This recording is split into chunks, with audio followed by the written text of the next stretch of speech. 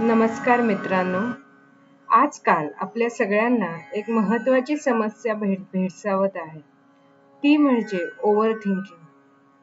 आपण कुठलाही विचार करताना, कुठलंही काम करताना, कुठलाही नवीन सुरुवात करताना आपण इतका त्या गोष्टीचा किस पाडतो, इतका त्या गोष्टीची ओव्हर थिंकिंग करतो, की आपल्याला त्याच्या परिणामांची चिंता बघून आधीच घाबरायला होतं.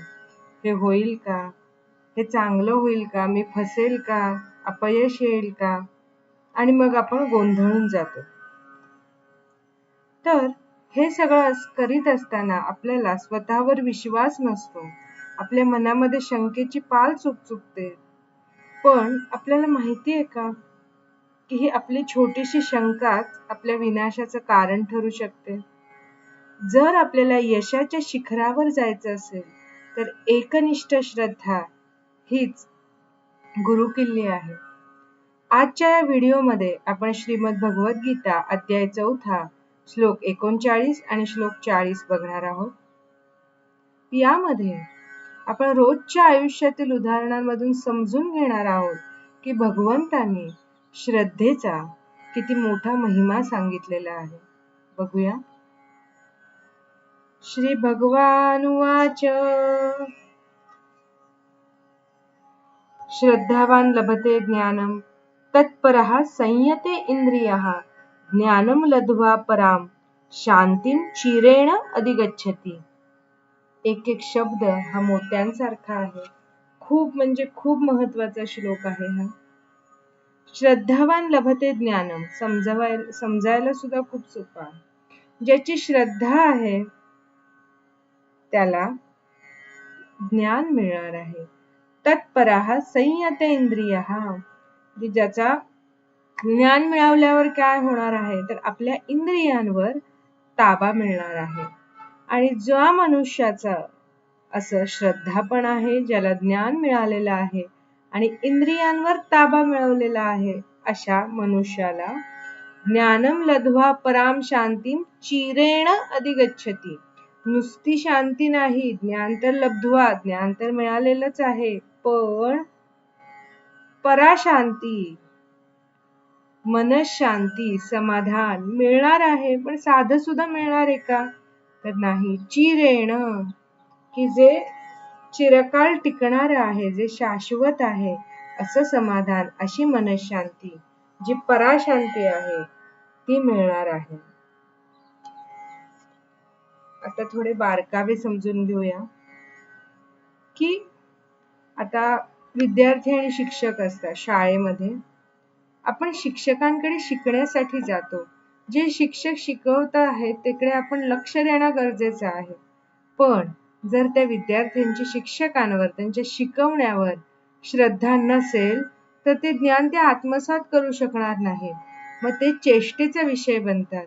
जर त्याच्यात तो सारखा विचार करत बसला की हे शिक्षक नीट शिकवतायत की नाही, बरोबर आहे की नाही, हे शिकवतायत ते बरोबर मला समजतंय का नाही, इथपर्यंत जाणारच नाही, तो हे बरोबर शिकवतच नाही, अशी शंका त्यांनी मनात घेतली की त्याचं मूळ अभ्यासातलं लक्षच उडून जाणार आहे.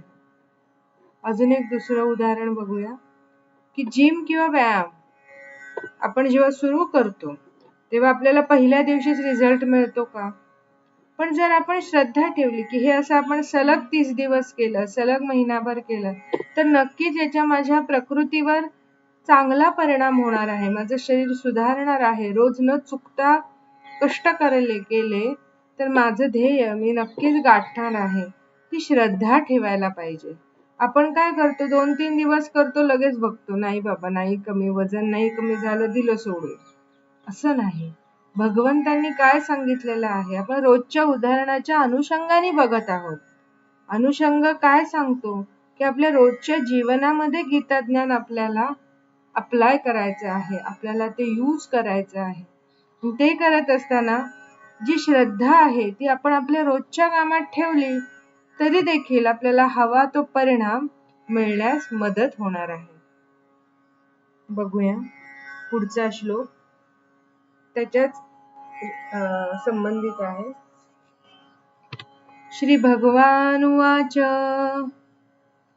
अज्ञश्च अश्रद्धाधानश्च संशयात्मा विनश्यति नायम लोक अस्ति न परो न सुखम संशयात्मनः. काय आहे? अज्ञश्च अश्रद्धा ध्यानश्च, जो विवेकहीन आहे, ज्याच्याकडे ज्ञान नाही, ज्याच्याकडे श्रद्धा नाही, आणि अजून काय? संशयात्मा, ज्याचं मन नेहमी संशयाने ग्रासलेलं असतं.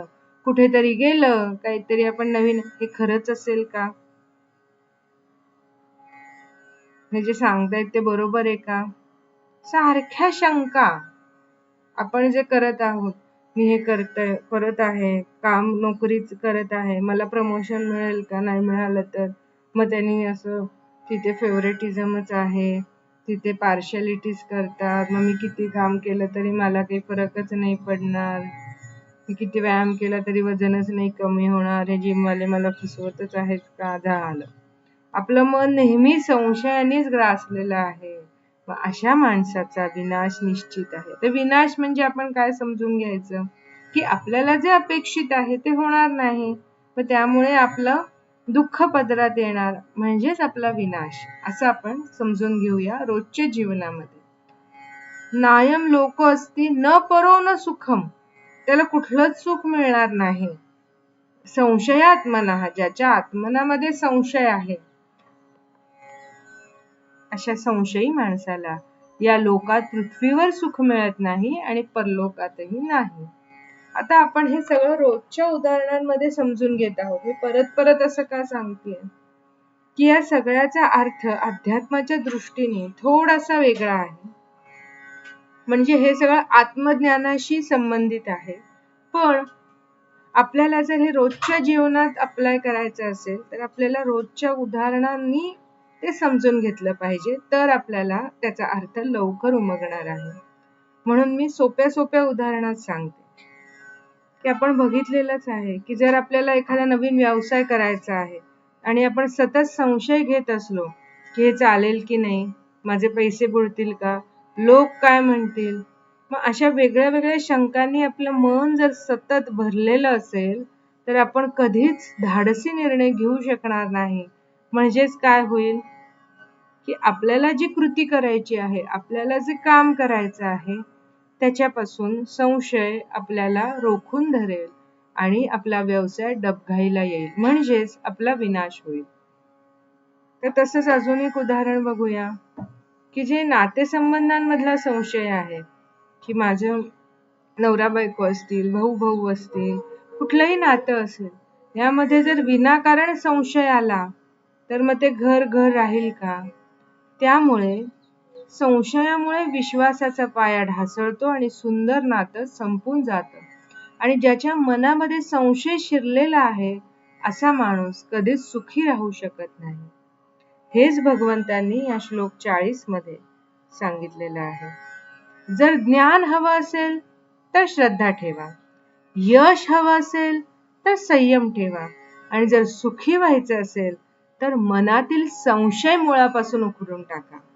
भगवंतांनी काय सांगितलेलं आहे, की जे तुम्हाला नेमून दिलेलं काम आहे ते तुम्ही नित्य नियमाने करा.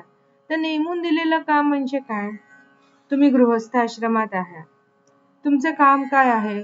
योग्य रीतीने पैसे कमवणे, आपल्या कुटुंबाची काळजी घेणे, आपल्या आई वडिलांची काळजी घेणे, बायकोची काळजी घेणे, मुलाबाळांची काळजी घेणे.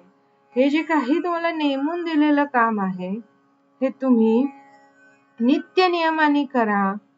त्यामध्ये संशय ठेवू नका, की मी सगळ्यांचं करून मला काय मिळणार आहे.